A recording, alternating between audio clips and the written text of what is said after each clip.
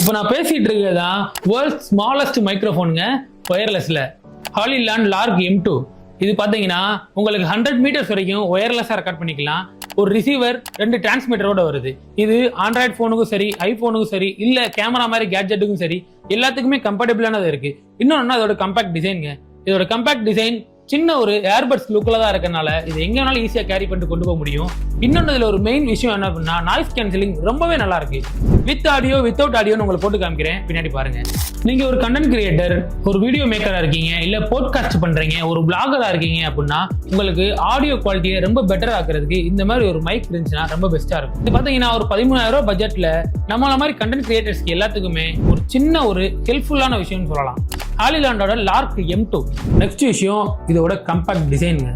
இது transmitter, receiver இது எல்லாமே ரொம்ப ஸ்மால் சைஸ்ல லைட் வெயிட்டா இருக்கனால, இன்னொன்னா இதோட மைக்கோட அளவு சின்ன ஒரு பட்டன் சைஸ் இருக்கனால நம்ம எந்த கிளாத்ல இருந்தாலுமே ஈஸியா பண்ணிக்கலாம். இன்னொன்னா இதுல ஒரு எக்ஸ்டென்ஷன் ரோப் கொடுத்துருக்காங்க. இந்த ரோப் எடுத்து நம்ம கழுத்துல போறதுனால இங்க ஹைட் பண்ணி நம்ம உள்ளே வச்சுக்கலாம்.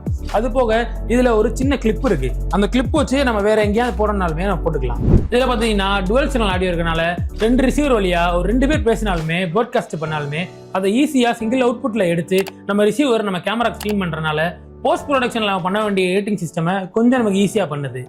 இதோட ஆடியோ குவாலிட்டி ரொம்பவே நல்லா இருக்கு. நாங்க எங்க டீமோட சேர்ந்து அவுட்டோர்ல ரொம்ப நாய்ஸியா இருக்க பிளேஸ்லாம் ரெக்கார்ட் பண்ணி பார்த்தோம். அங்கெல்லாம் நாய்ஸே ரொம்ப கம்மியாகவும் ஒரு 10 dB 20 dBக்கு மேல இருக்க ரெக்கார்டு மட்டும் பண்ற மாதிரி ஒரு நல்ல ஃப்ளூயண்டா ரெக்கார்ட் ஆகுறதுனால ஆடியோ குவாலிட்டி நல்லா இருக்குங்க. இதோட பேட்டரி லைஃப் ரொம்பவே நல்லா இருக்கு. ஒரு 10 மணி நேரம் வித்தவுட் கேஸ்ல நம்ம யூஸ் பண்ணிக்கிட்டே இருக்கலாம் கன்சிஸ்டன்ஸா. இல்ல அப்படின்னா நம்ம கேஸோட 40 மணி நேரம் யூஸ் பண்ணலாம். அதாவது கேஸ்ல அப்பக்கப்போ சார்ஜ் ஏறிட்டே இருக்கு இல்லையா, அந்த மாதிரி ஏற நம்ம 40 மணி நேரம் யூஸ் பண்ண முடியும்னு அவங்க கிளைம் பண்றாங்க. பழைய M1ல பாத்தீங்கன்னா நமக்கு 20 இயர்ஸ் மட்டும் தான் லைஃப் கொடுத்துருந்தாங்க. இதே M2ல நமக்கு 40 மணி நேரம் பேட்டரி லைஃப் கொடுத்துருக்காங்க. இது ஒரு ரொம்ப பெஸ்டான விஷயம். இன்னொன்று இதோட பேரிங்க பிளக் அண்ட் பிளே மெத்தட்ல தான் இருக்கு. இதை எடுத்து ரிசீவரை அப்படியே மாட்டிட்டு நம்ம டிரான்ஸ்மிட்டரை ஒரு சின்ன மேக்னெட் வழியா ஒட்டிட்டோம்னா டக்குன்னு போதும், ஆட்டோமேட்டிக்கா கனெக்ட் ஆயிருது. இது கொஞ்சம் ஒரு பெஸ்டான விஷயம். மார்க்கெட்ல இருக்க இதோட காம்படிட்டர் எல்லா பேருமே இதை விட பிரைஸ் ரேஞ்சில் கொஞ்சம் கூட தான் இருக்காங்க தவிர பெஸ்டான பிரைஸ் அண்ட் சீப்பான பிரைஸ்ல இந்த அளவுக்கு ஒரு பெஸ்ட் குவாலிட்டி மைக் இது மட்டும் தான் இருக்கும். இதனால இது காம்படிட்டரே கிடையாது. இன்னொரு விஷயம் தெரியுமா உங்களுக்கு, வேர்ல்டுலேயே ஸ்மாலஸ்ட் மைக்ரோஃபோன் ஒயர்லெஸ்ல இது ஒன்று மட்டும்தான் இப்போதைக்கு இருக்குதுல.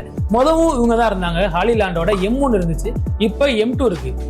நம்ம அடுத்து காம்போ பேக்ன்றனால ஐபோனோட லைட்னிங் பிளஸ் ஆண்ட்ராய்டோட சி டைப் நமக்கு கேமராக்கும் ஏற்ற மாதிரி 3.5mm ஜாக்கோட இது மொத்தமாக வந்துருச்சு.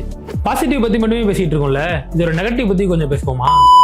ஃபர்ஸ்ட் நெகட்டிவ், இது கேமரா ரிசீவருக்கும் மைக்குக்கும் இருக்க டிஸ்டன்ஸ்ல கொஞ்சம் நம்ம திரும்பினாலுமே இதுல ஒரு சின்ன ஒரு பிரேக் இருக்கு.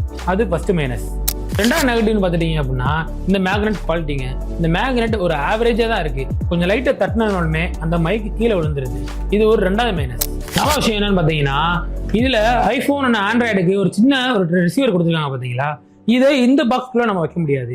அதை சார்ஜ் போட தேவையில்ல. இருந்தாலுமே அந்த ரிசீவரை இதுல வைக்கிற மாதிரி இருந்துச்சு அப்படின்னு சொன்னா இன்னும் கொஞ்சம் நல்லா இருந்திருக்கும். இந்த மாதிரி பல டிப்ஸ் தெரிஞ்சுக்கிற எங்களை ஃபாலோ பண்ணிக்கோங்க.